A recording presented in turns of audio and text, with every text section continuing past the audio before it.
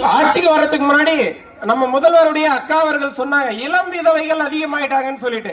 இப்ப இளம் விதவைகளை குறைக்கிறதுக்கு என்ன நடவடிக்கை எடுத்திருக்கிறீங்கன்னா, நீங்க எல்லாரும் வேலைக்கு போங்க, சம்பாதிங்க, குடும்பத்தை பாத்துக்கோங்க, கணவனை நம்பி இருக்காதீங்க. ஏன்னா கணவன்மார்கள்லாம் நாங்க அவர்களை தேடி நம்ம மதுவை கொடுத்துட்டு இருக்கோம்னு சொல்றாங்க. அடுத்த விஷயம், இதே மது சம்பந்தமான விஷயத்துல நம்ம குழந்தைகள், இன்னைக்கு யாராவது நம்மளுடைய குழந்தைகளை நம்பி எங்காவது வெளியில தைரியமா அனுப்ப முடியுதா? நம்ம சொல்றது ஒரு காலத்துல பெண் பிள்ளைகளுக்கு பாதுகாப்பு இல்லைன்னு சொல்லிட்டு இருந்தோம்.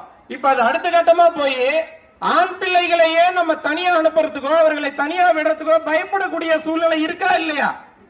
எந்தாவது நம்ம குழந்தை ஓகே அவன் போயிருக்கான், ஒரு மதியமா வந்துருவான், காலேஜ் போயிருக்கான், ஸ்கூல் போயிருக்கான், நிம்மதியா நம்ம இருக்கலாம்ன்றதுக்கு நினைப்பு இருக்கா? சாயந்தரம் வீடு தேடி புள்ள எப்படி வருமோ, வேற ஏதாவது தகாத பழக்கத்தோட வந்துருமா? என்ன பழக்கம்?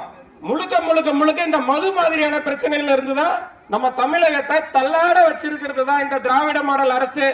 அதனால நம்ம தேசிய ஜனநாயக கூட்டணியை வெற்றி பெற செய்ய வைக்கணும். நம்முடைய முதல்வர் எடப்பாடி கே பழனிசாமி அவர்கள், நம்முடைய அமித்ஷாஜி அவர்களும் பாரத பிரதமர் அவர்களும் அறுதிட்டு உறுதியாக கூறியிருக்கிறார்கள்.